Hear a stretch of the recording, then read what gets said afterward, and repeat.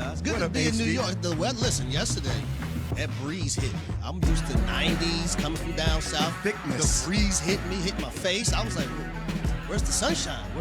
Rainy and misty yesterday. What's up, Jay? What you got going on, man? Yeah. New York, man. Welcome to the grind. As soon as summer hit, it turned into fall for some reason. I don't know why that is. Literally. They're calling me the Bounty Man this morning because of the jacket I have on. Yeah, you're chopping I'm like down the some black trees. version of the Bounty brawny. Man. You're chopping down some trees. There's no doubt about that. What do you call it, Evan? It's the brawny man, not the bounty man? No, lumberjay. Lumberjay. Lumberjay instead of lumberjack. That's lumberjay. fine. I like it. I'm out there chopping wood. When did they decide to put the puffy stuff on the front of that shirt? That's what I want to. Like the designer's like, that's good. But watch this. I'm gonna slap a puffy thing on the front.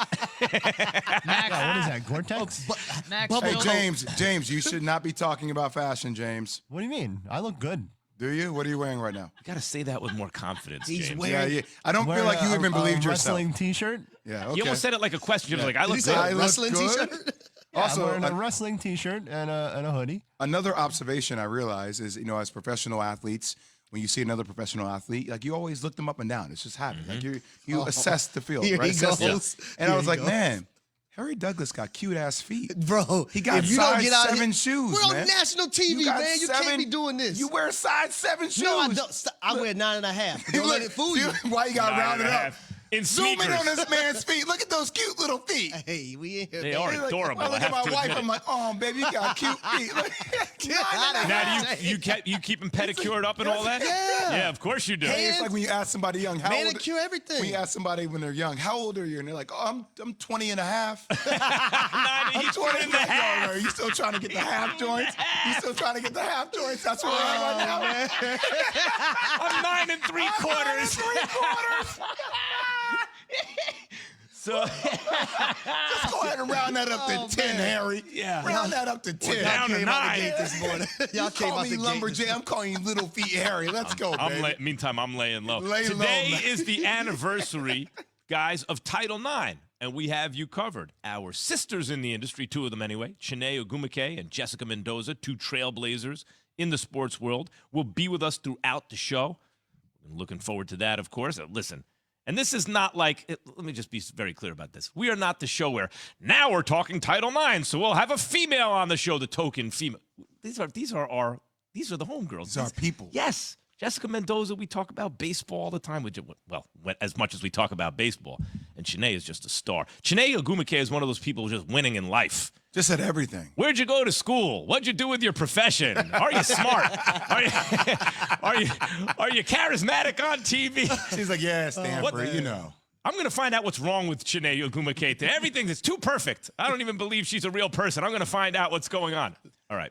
That's a very good narrative fitting for draft day. Like, Okay. guys, this guy, is he too perfect? Does he fit? Does he not fit? I see where you're going. None of these dudes are too perfect in the draft this year. Do you see a perfect prospect? I see big-time prospects. All right, well, Big the time. NBA draft is tonight, 8 o'clock, ABC, ESPN Radio. Don't ask me how that Jeez, happened. how I did had that like- happen? I had a mini stroke just then. ESPN app. Duke's Paolo Banchero is the odds-on favorite to go number 1 overall.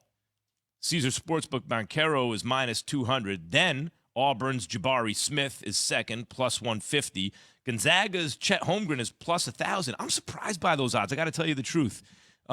So the odds favor Banchero, and a majority of basketball analysts lean toward the 6'10" dude with the pure shot, Jabari Smith. Jay, where do you lean? So if you understand a little bit of the situation in Orlando, right? Jeff Wetman is the general manager, Magic president of basketball operations. And for him, the reason why Paolo's probably the odds-on favorite is because they posted workout video of Chet Holmgren and Jabari Smith when they came in, but they were a little bit more secretive about Paolo Banchero. Almost in a way, they refused to tell the media if they worked him out or not, right? So when you start thinking about that narrative floating around the Orlando Magic, and I will say Jabari has the talent, and we'll get into NBA comps, like a mesh of a number of players to me. The talent is so there. It jumps off the page. There's like a Rashad Lewis type ceiling for him when it's all said and done. But Paolo Banchero can create his own shot. Rashad Lewis is a ceiling? Yo, Rashad Lewis was nice. I know, in but his that's prime, the man. but But you if don't you're want him in his drafting prime. one overall, you're looking probably for a higher ceiling, right? I gave you a look like Jay. Rashad Lewis got like a $140 million deal around that time, which is one of the highest He in did the get a league, bag. yo. Yeah. Like, He let's did not get a forget bag. about what his ceiling. Like, I'm not saying, like, I don't think Rashad Lewis reached his ceiling from what he could be, but from the potential of what Rashad Lewis could be, or he could have been the next. I see what you're saying. He could be like a Tracy I McGrady-like see what- player, right? I So- see what you're saying. Yeah. But put it in perspective. So, I think Paolo Banchero probably ends up going number one unless Orlando has the right trade package in place and there's a team that is salivating for Paolo. That could be in play as well for Orlando. And when you look at Banchero, I like the way he can put the ball on the floor. Right? I think he's NBA ready right now. Not saying Jabari Smith isn't, but his body type, the way he can shoot the three, being 6'10", get his own shot, create. I like Banchero being number one, but I can't sit up here and say I don't like fellow Southside Jabari Smith, who With went you to on the that too? same high school as freak of nature Calvin Johnson, Sandy Creek, in Tyrone, Georgia. See, when you talk about maybe if you're the Orlando Magic, the question is, do you want the stupid high ceiling or do you want the highest possible floor? In other words, like, hey, let's roll the dice and hope we have a superstar, but you have to be careful not to try to invent the superstar because that ain't going to work. If none exist in the draft, take the dude who's, like, if you shoot like Jabari Smith at 6'10", you're only going to be but so bad, you know? Well, then, Max, that led me to this question last night. I was sitting there doing all my draft pre-work, right? I'm like, I really had to think about this, and I dug deep. All right. Who was a better draft selection, Steph Curry or LeBron James? So think about this. And some people, Because LeBron James knee-jerk is easy. LeBron, right. Knee-jerk LeBron. Yeah, but sure. if you're the owner of a franchise and you're sitting there evaluating, you're like, all right, LeBron played in Cleveland for what, 11 years, got them their first world championship in the history. But left after that Left first twice. 7-year period. Left twice. Yeah. Okay.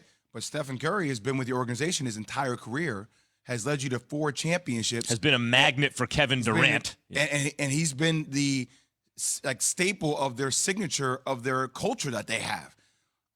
In a way, you can make a case like Steph Curry was a better draft selection for the franchise of the Golden State Warriors. It's really interesting. I would choose Stephen Curry. They both have 4 championships, but if you're the franchise, you got all 4 with Steph, so all 4 of his chips are with you. And if you drafted LeBron, I mean, in Cleveland's case, he has 1, but even if Miami, it would have been 2.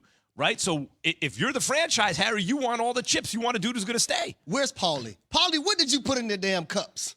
What's in their cups? I got because some. both of them are Anything is possible. Listen, it's clearly to me it's LeBron James.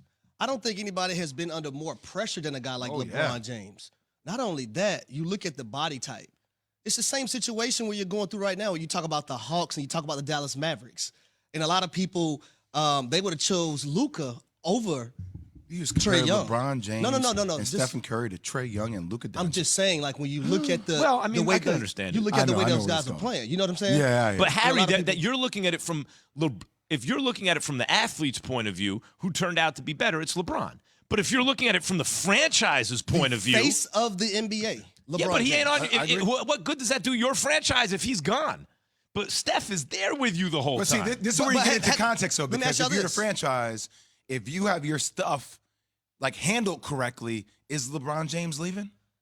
Can I ask y'all a Like, question? is he leaving? It's If a you're great making the right question. draft selections, if you're surrounding him with the right personnel, does he leave Cleveland? That's a good one.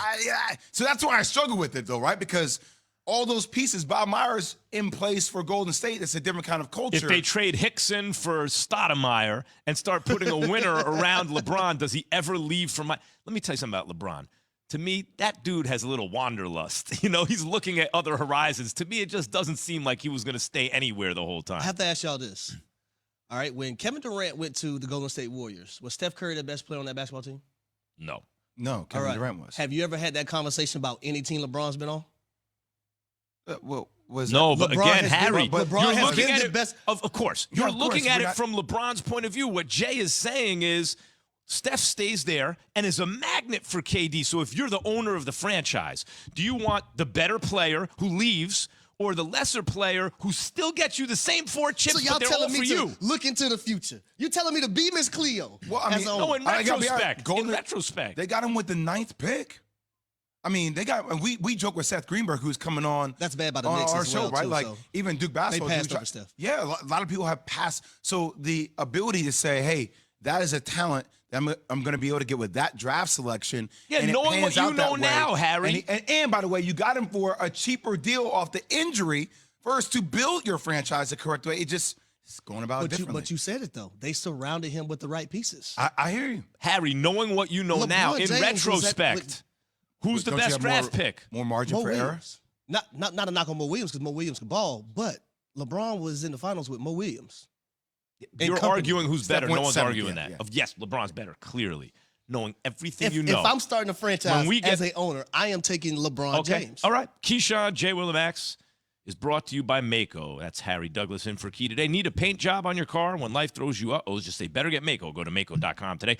Something the commissioner, by the way, I don't think, where was Steph drafted? Seventh. I think Seventh. seventh. over. Yeah, not It was yeah. Clay who was Clay. 11. Yeah. Can't even believe he went Was that- Clay 11? that Did I low. just say the wrong thing again? But who- the point is, it's neither one were 6 in top the 5 morning. picks. Something the commissioner of the NFL said yesterday that even left Congress was wondering what's next. Not what's wondering next. That wouldn't make any sense, Jay. It's ridiculous. That's after Jay has this from FanDuel. FanDuel Sportsbook is here to help you make every moment more for all your favorite sports and favorite teams. Right now, new customers can get a no-sweat first bet up to $1,000. Just sign up using promo code PLAY, P-L-A-Y. Place your first bet, and FanDuel will give you up to $1,000 back in free bets if you don't win. There's no better place to bet every major sport than FanDuel, America's number